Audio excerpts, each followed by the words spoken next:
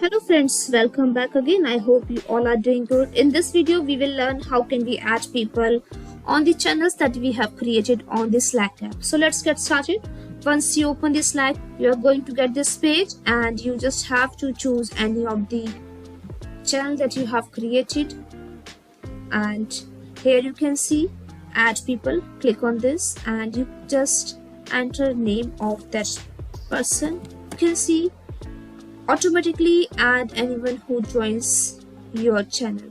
So if you turn off this, now automatically add anyone who joins kingdom is turned off. It means no one can automatically join your channel. So I would prefer to keep it turned off on and click on save. So this is how we can add people to our channel here.